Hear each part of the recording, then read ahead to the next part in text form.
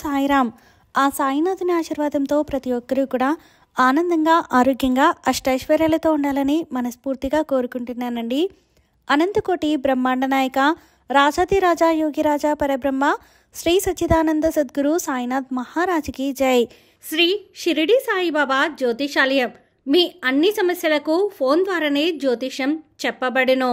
ప్రేమ, పెళ్లి, కుటుంబ సమస్యల, మనశ్శాంతి, ఆరోగ్య శాంతి లేవా? అయితే ఫోన్లోనే మీ సమస్యలకు పరిష్కారం తెలుసుకోండి.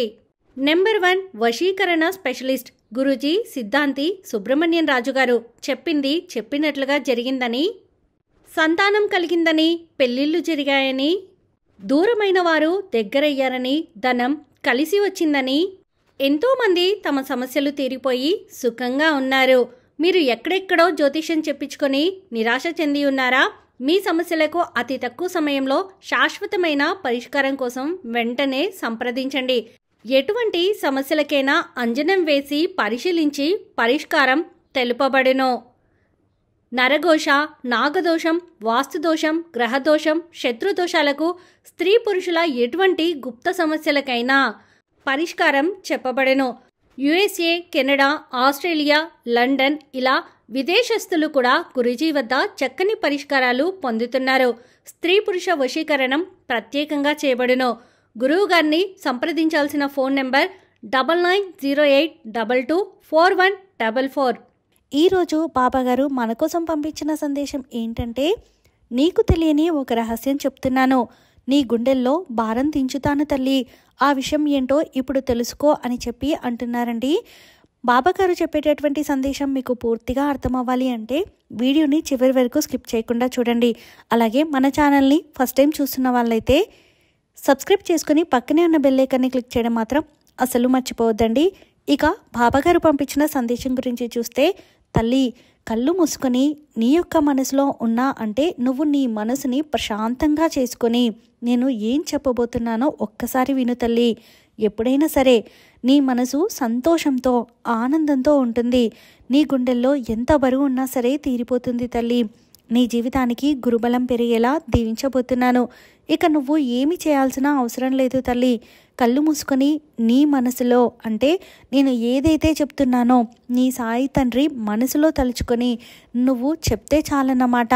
నీ శత్రువులు ఎంతో కాలంగా నిన్ను వేధిస్తున్నా సరే, ఎంతో బాధ పెడుతున్నా సరే, నాలుగో కంటికి తెలియకుండా 4 గోడల మధ్య ఏ విధంగా ఆడుకోవాలో ఆ విధంగా వాడుకొని నలుగురిలో వెళ్ళినప్పుడు వారి యొక్క గౌరవ మర్యాదలు కాపాడుకోవడం కోసం మళ్ళీ నవ్వుతూ నటించి నిన్ను నట్టేట ముంచాలని చెప్పి చూసిన ఆ యొక్క శత్రువుల యొక్క ఆటను కూడా కట్టించబోతున్నానమ్మా. ఈ మాట విన్న తర్వాత నువ్వు ఆనందంతో నీ కళ్ళ నుంచి నీరు వస్తుంది. వింటే నువ్వు ఆనంద బాష్పాలు అంటే వీటిని నువ్వు ఆనంద బాష్పాలు అంటారు కదా. ఎందుకంటే మనిషి ఎప్పుడైనా సరే పుట్టింటి నుండి అత్తింటికి వచ్చినప్పుడు నలుగురిలో తన విలువను కాపాడి అత్తింటి వారి వైపు ఉండాలన్నమాట.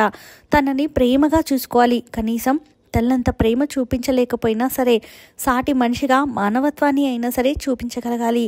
ప్రేమతో దగ్గరికి తీసుకోకపోయినా సరే, ఆప్యాయతతో మాట్లాడలేకపోయినా సరే, కడుపులో ఎటువంటి ద్వేషం, అసూయ, ఈర్ష అనేవి లేకుండా ఒక మాట మాట్లాడితే చాలు.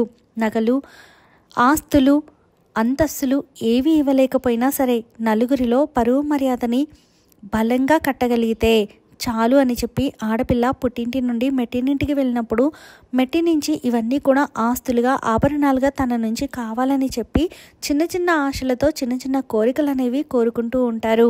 కానీ ఎప్పుడైనా సరే ఆడపిల్ల తన యొక్క పుట్టింటి నుండి మెట్టినింటికి వచ్చినప్పుడు అత్తగారు అనే ఒక ఎవరైతే ఉన్నారో, తోడికోడళ్ళు అనేవాళ్ళు ఎవరైతే ఉన్నారో, వాళ్ళ ఫ్యామిలీ ఎవరైతే ఉన్నారో వీరిని చూడలేని ధనం అనేది అంటే చూడలేని తనం అనేది మొదలవుతుందన్నమాట.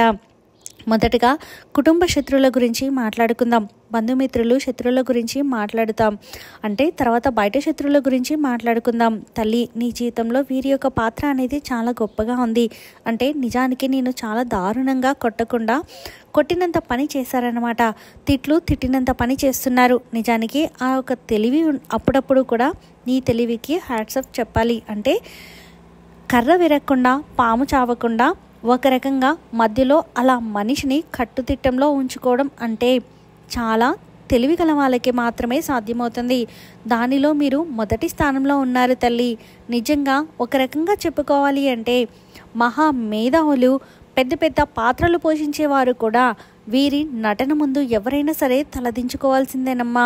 ఎందుకంటే మీరు ఎప్పుడూ కూడా ప్రేమగా మాట్లాడుతూ సడన్గా మీ నుంచి ఏదో ఒకటి లాక్కోవడం, మీ చేత పనులు చేపించుకోవడం, మిమ్మల్ని అవసరాలకి వాడుకోవడం, అది తీరిపోయిన తర్వాత సడన్గా వారి మాటలు అనేవి పలకడం ఆగిపోతుందన్నమాట. ఎప్పుడైతే అవసరం వస్తుందో అప్పుడు మళ్ళీ మీ దగ్గరికి రావడం, ప్రేమగా మాట్లాడడం, మళ్ళీ అవసరం తీర్చుకోవడం, అది తీరిపోయిన తర్వాత పక్కకు వెళ్ళిపోదాం అని ఇక్కడ అందరికీ కూడా గౌరవం, విలువ, మర్యాద ఈ సృష్టిలో తల్లికి మించిన దైవం మరొకటి లేదని చెప్పాం కదా, అంటూ ఉంటాం కదా. అది వాస్తవం. తల్లి కొంతమంది విషయాల్లో అది వాస్తవంగా నమ్మాలన్నమాట.